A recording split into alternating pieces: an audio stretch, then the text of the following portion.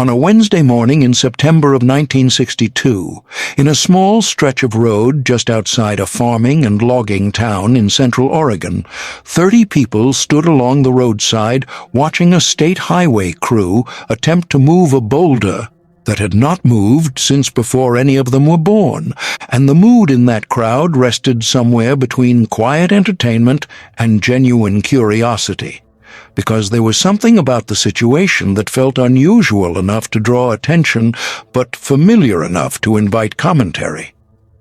The road itself cut through open land that carried the smell of dry grass and turned soil, and the early morning air held a stillness that made every sound travel farther than it normally would, from the low idle of diesel engines to the occasional murmur of conversation moving through the crowd, and as more people arrived, slowing their trucks or stepping out from nearby properties, the gathering took on the feeling of something unplanned, but collectively understood, as if everyone present knew they were watching something that would eventually be talked about long after the work itself was finished.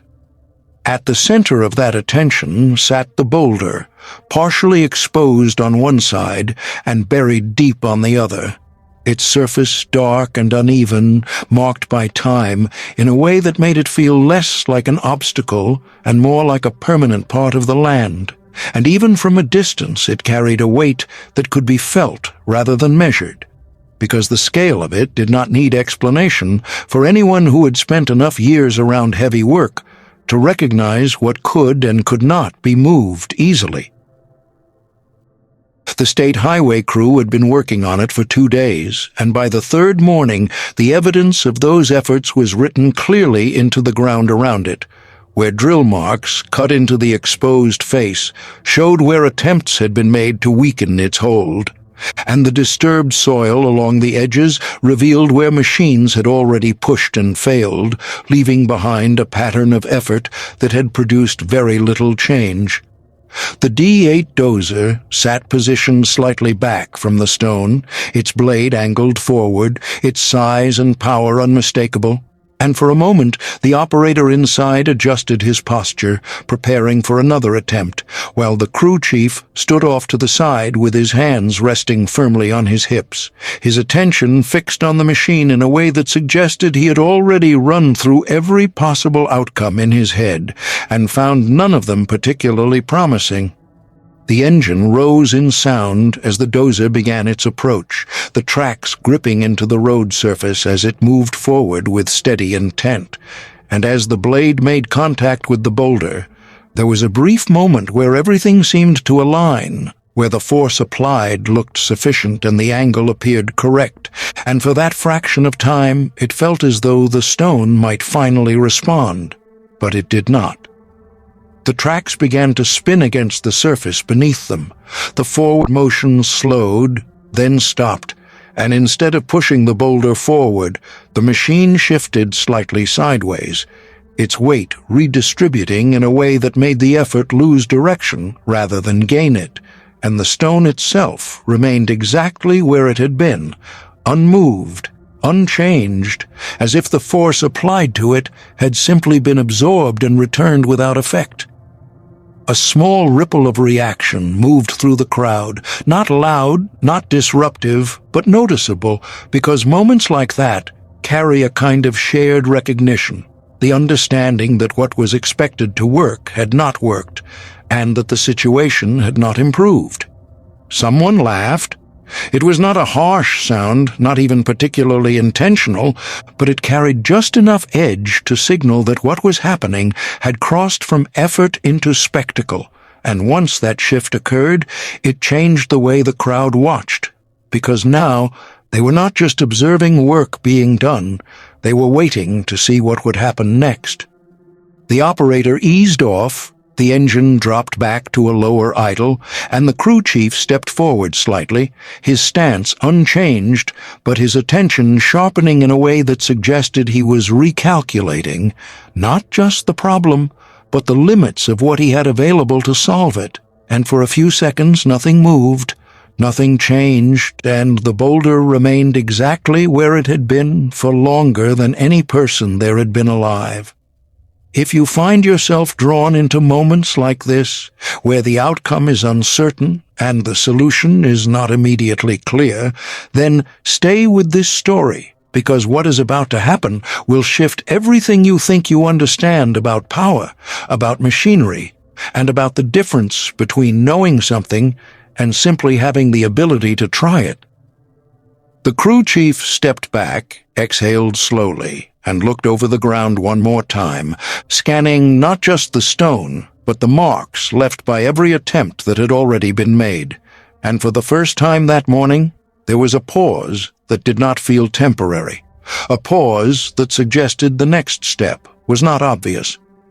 Then, from the far end of the road, an old flatbed truck turned in from a narrow side lane, its movement slow and deliberate as it joined the main stretch where the work was taking place, and at first it did not draw much attention because vehicles came and went along that road regularly, and nothing about it immediately signaled that it was connected to what was happening. But as it came closer, something began to shift. Not in the crew, not in the machines, but in the crowd. The older farmers standing near the back, men who had spent decades working land and timber in that region, went still in a way that was subtle enough to miss if you were not looking directly at them, but unmistakable if you were, because recognition does not always announce itself loudly. Sometimes it settles quietly into posture, into the way a man stops speaking mid-sentence and turns his attention fully to something he has not seen in a very long time. The flatbed rolled to a stop along the side of the road, and for a moment no one moved, because what was chained down on its back was not just a piece of equipment. It was something that carried memory with it, something that belonged to a different time, but had not yet disappeared completely. Fresh grease marked its joints. The tracks were worn but intact. The frame sat low and wide, heavier in presence than anything else on that road. And as the sunlight caught the edges of its metal, one of the men at the back of the crowd spoke quietly, almost to himself. "I thought that thing was gone," he said, "but it wasn't. And in the next few minutes, everything that had not worked for 2 days would be tested again, not with more power, but with something else entirely." The flatbed engine idled for a few seconds after coming to a stop, its low mechanical rhythm settling into the quiet that had formed across the roadside. And for a moment no one approached it. Not the crew, not the supervisor, not even the men who had recognized what it carried. Because there are certain things that change the atmosphere of a place without needing to announce themselves, and what sat on the back of that truck was one of them. The door opened.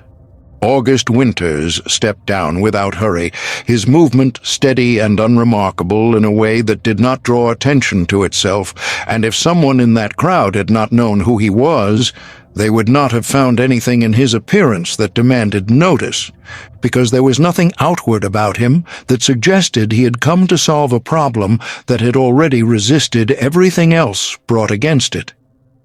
He closed the truck door, walked to the rear of the flatbed, and began loosening the chains that held the machine in place, his hands moving with a familiarity that did not require thought, because this was not a process he needed to remember. It was something he had done enough times that it existed in him as naturally as walking. The crowd watched, not speaking, not moving, just watching. Because even those who did not recognize the machine understood that something about this moment was different from the ones that had come before it, and the stillness that settled over them was not uncertainty, it was attention. The crew chief did not move at first. He remained where he had been standing, arms crossed, weight slightly shifted to one side, his eyes following the sequence of actions unfolding at the flatbed, and for a few seconds his expression did not change, because what he was seeing did not yet register as something that required adjustment. It looked like an interruption, not a solution. The last chain came loose. August guided it aside. Then he climbed onto the flatbed, settled into the seat of the machine, and reached forward to begin the process of bringing it to life. The engine did not start immediately. It turned once, then again. And then, with a sound that was deeper and slower than anything the crowd had heard from the modern equipment that morning, the engine caught, settling into a rhythm that did not rush and did not strain, a steady, deliberate cadence that carried across the road and into the open space beyond it. Several people in the crowd shifted their weight slightly, not in reaction, but in recognition, because that sound belonged to something older than the machines they were used to seeing, something built in a time when power was not expressed through speed or noise, but through consistency and weight. And even those who had never heard it before understood instinctively that it operated differently. August eased the machine forward. The Caterpillar 60 rolled slowly down the flatbed, its wide tracks making contact with the ground in a way that distributed its weight evenly across the surface, leaving behind impressions that were broad and shallow rather than narrow and deep. And as it reached the road, it settled into position without any unnecessary movement, as if it had simply returned to a place it already understood. Now the crew chief moved. He stepped forward, uncrossing his arms, his expression shifting just enough to register that what was happening required acknowledgement. And as he closed the distance between himself and the machine, he looked it over with a kind of measured assessment, not dismissive yet, but not convinced either. "You've got to be kidding me," he said. He did not lower his voice. He did not direct the comment to anyone in particular, but everyone heard it. "That thing is older than some of the buildings in this town," he continued, his tone carrying a mix of disbelief and certainty, as if the conclusion he was drawing required no further discussion. "We've got a D8 that couldn't move that boulder. You think something from 1928 is going to do it?" There was a brief pause after he spoke, not because the statement needed time to settle, but because the moment itself did, because public doubt carries a different weight than private uncertainty, and once it is spoken, it becomes part of the atmosphere that everyone present feels. August did not respond. He did not look at the crew chief. He did not acknowledge the comment in any visible way. Instead, he guided the Caterpillar forward a few feet, then brought it to a stop near the edge of the work area, and after shutting the engine down, he stepped down from the machine and walked toward the boulder. The crowd followed his movement with their eyes. The crew chief watched. August did not go directly to the exposed face of the stone. He did not examine the drill marks. He did not run his hand along the surface. Instead, he walked past it slightly, stepping onto the section where the ground dipped lower, where the subsoil had been partially exposed by the earlier attempts, and he stopped there, looking not at the boulder itself, but at the ground that held it. He stood still for several seconds.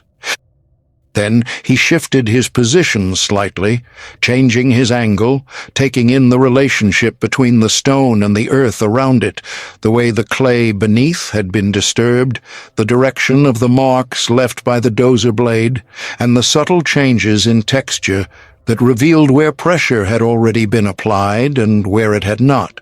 From a distance it did not look like much. A man standing, looking, doing nothing. But for those who understood what they were seeing, the absence of movement was not inactivity. It was evaluation, the kind that does not rely on tools or measurements, but on experience accumulated over years that had not been recorded anywhere except in the work itself. The crew chief watched him for a moment, then turned slightly toward his foreman. "He's wasting his time," he said, not loudly this time, but clearly enough to be heard by the men closest to him. "We've already hit every angle that makes sense." The foreman did not answer immediately.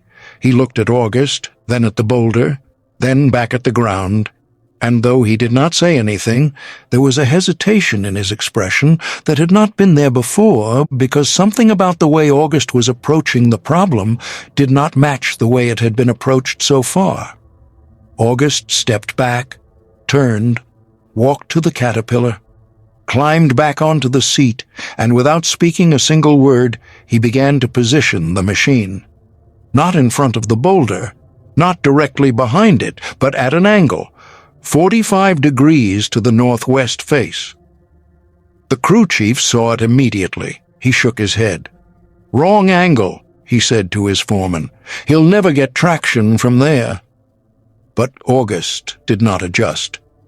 He lowered the blade slowly, bringing it to a height that sat lower than the marks left by the D8, angled slightly upward in a way that did not match the previous attempts, and as the metal edge approached the stone, the entire scene shifted again, not in movement, but in attention, because the crowd had gone completely quiet.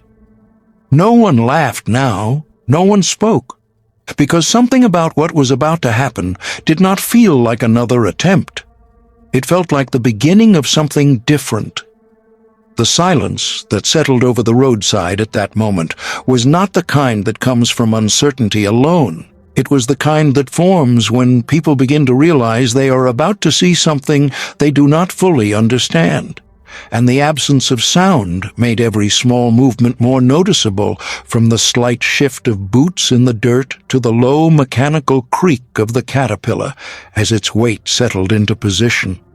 At the back of the crowd, where the men who had recognized the machine first were standing, two older farmers watched without moving, their attention fixed not on the size of the equipment or the spectacle of the situation, but on the details that most of the others present could not see or did not yet know how to interpret. One of them leaned slightly forward, narrowing his eyes as he followed the angle of the caterpillar in relation to the boulder, and after a moment he spoke, not loudly, not to the crowd, but to the man standing beside him, his voice carrying just far enough to be heard by those closest to them. "He's going at it from the wrong angle," he said. The other man did not answer immediately. He kept his eyes on the machine, on the way it had been positioned, on the height of the blade, on the direction of the tracks, and after a few seconds he shook his head slowly, not in disagreement with the observation itself, but with the conclusion that came from it. "No, he isn't," he said. "He's going at it from the only angle that works." The first man turned slightly, his expression shifting from certainty to consideration, because the difference between being wrong and not yet understanding is often revealed in moments like that, when someone else sees the same thing but interprets it differently.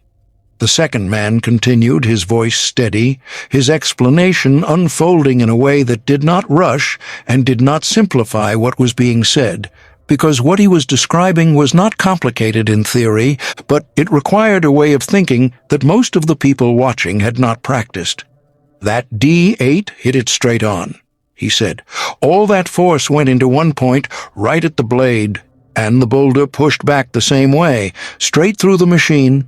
And when that happens, the only thing left to give is the ground under the tracks."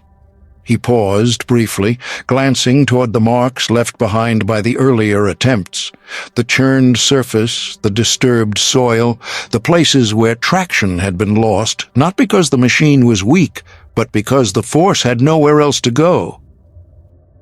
"Tracks couldn't hold," he added, "not with the force going that direction." The first man looked back toward the caterpillar, following the line from its position to the face of the boulder, and this time he saw it differently, not as a mistake, but as a choice. "And this?" he asked. The second man nodded slightly. "This splits the force," he said.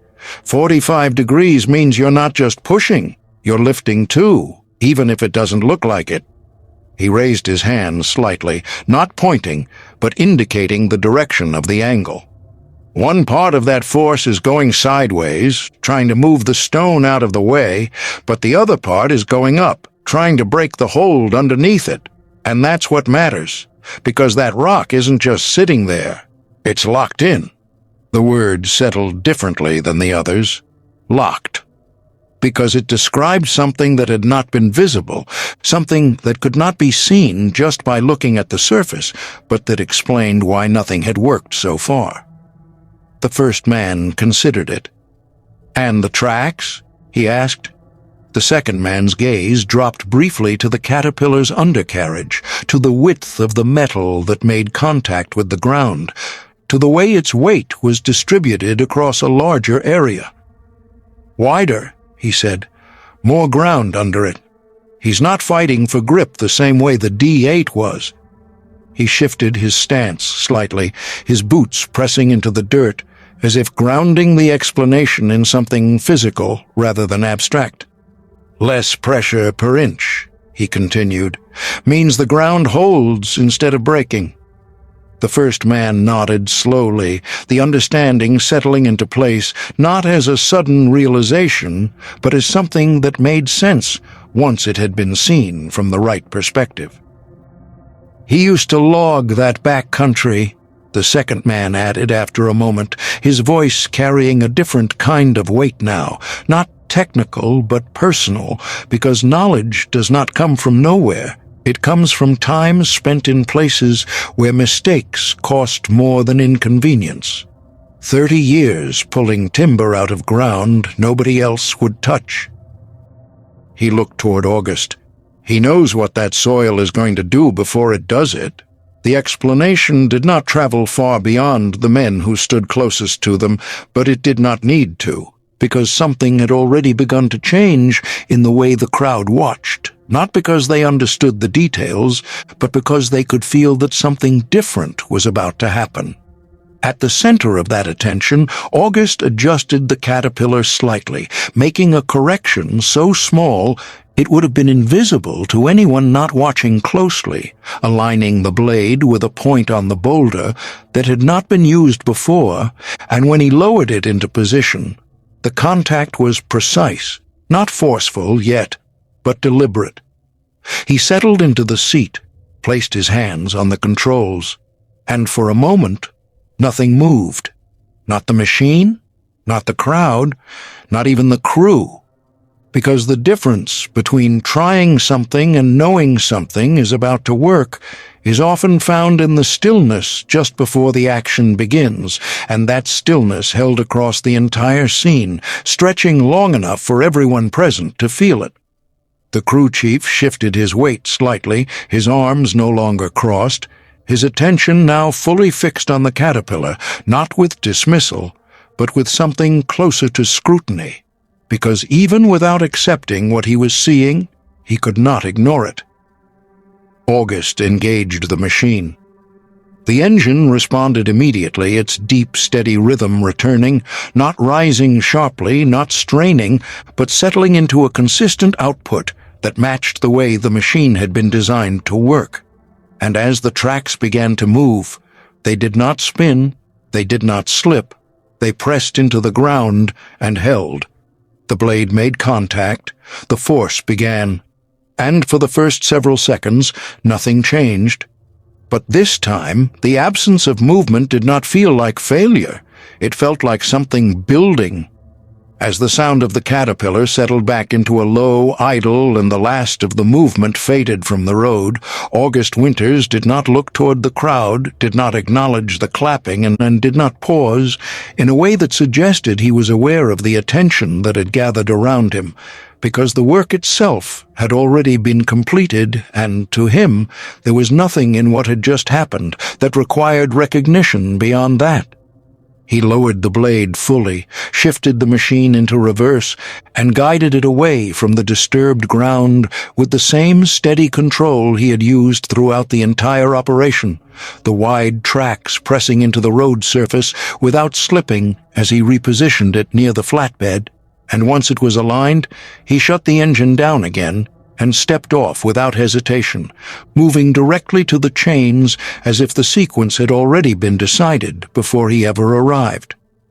The county road supervisor approached him as he worked, his steps measured but purposeful, because there was something about the situation that required acknowledgement, not of the spectacle itself, but of the outcome. And when he reached August, he paused briefly before speaking, as if choosing his words carefully in a moment that did not feel routine. "What do you want for your time?" he asked, his voice steady but carrying the weight of someone who understood that the question mattered. August continued securing the chain for a moment before answering. Not immediately, not out of hesitation, but because he did not respond to questions until he had finished what he was doing. And once the chain was set, he straightened slightly and looked toward the supervisor, not with expectation, but with a kind of quiet certainty. "Fix the culvert on the east side of my property," he said, his tone even, his words simple and direct, as if he were asking for something that had already been agreed upon long before this moment. The supervisor nodded once, because there was nothing in the request that required negotiation, only acknowledgement. "We'll take care of it," he said.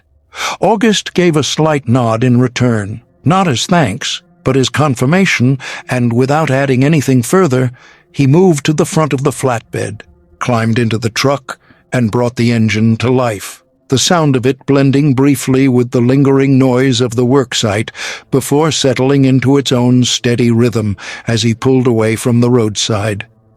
The crowd watched him go, not in the way they had watched the work, but in a quieter, more reflective way, because what had just happened had shifted something in the way they understood not only the problem they had been observing, but the nature of the solution itself. And as the flatbed moved down the road and disappeared around the bend, the absence it left behind felt different from the one the boulder had created, because this one carried the weight of something that would be remembered. One of the older farmers at the back of the crowd turned slightly toward the man beside him, his attention still following the direction the truck had gone, and after a moment he spoke, his voice carrying the tone of someone who had just had a long-held question answered without needing to ask it directly. "I always wondered if that old cat still ran," he said. The other man kept his eyes on the road a moment longer before responding, his expression unchanged, but his voice carrying a quiet certainty. "It never stopped," he said. The culvert on the east side of August Winter's property was repaired the following week, and the work was done without delay or complication, not because the county had suddenly become more efficient, but because there are moments that carry enough weight to move things forward that had previously remained unresolved, and this was one of them. The boulder remained in the drainage ditch for decades, its position marking the place where the road had once been blocked. And over the years it became something more than a piece of displaced stone, because the people who had been there that morning pointed it out to those who had not, telling the story in their own words, each version carrying the same core truth, that it had not been moved by the biggest machine or the newest equipment, but by someone who understood how to work with the ground instead of against it.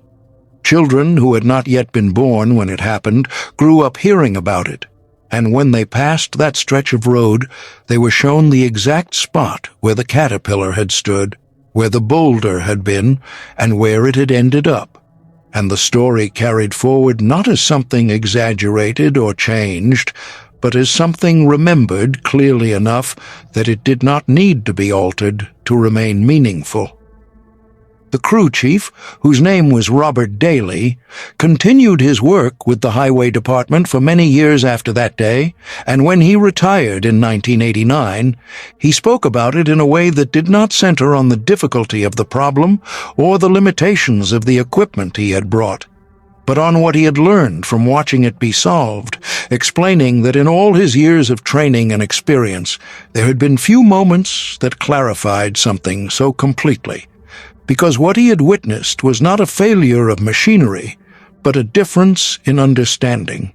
August Winters died in 1971 at the age of 80, and he did not tell the story himself, not because it was not worth telling, but because it was not the kind of thing he believed needed to be explained, and the Caterpillar 60 that he had maintained for decades was later donated to the Lynn County Historical Society by his son, where it remains on display, its presence marking not just a piece of equipment, but a moment in time when something that had been assumed to be outdated proved otherwise.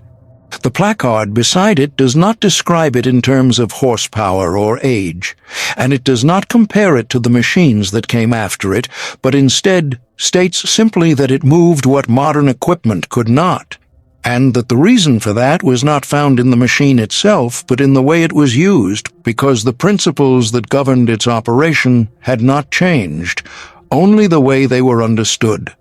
The state highway crew that stood on that road had more power available to them, more modern design, more formal training, and more resources than August Winters brought with him that morning.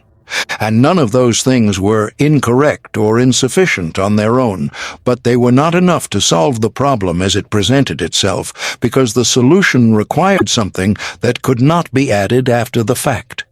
It required understanding, the kind that comes from years of working in conditions where the ground does not behave the way it is expected to, where traction is not guaranteed, where force applied in the wrong direction creates resistance instead of movement, and where success depends not on how much pressure can be applied, but on how precisely it is directed.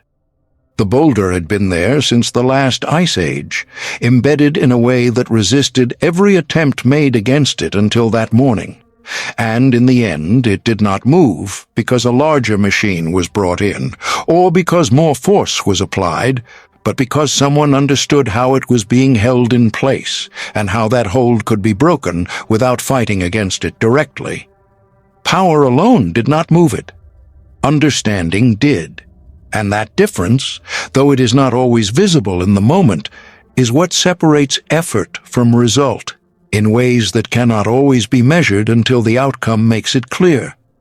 If you have ever seen something like that in your own life, where someone who understood a problem more deeply than others was able to solve it in a way that seemed almost simple once it was done, then you already recognize what this story is about. And if this kind of story stays with you, then take a moment to subscribe, because this channel is built for people who notice those moments when knowledge makes the difference that power alone cannot. And if there is a time you witnessed something like this yourself, where experience outperformed expectation, share it in the comments and say where you're watching from, because it is always worth seeing how far stories like this travel.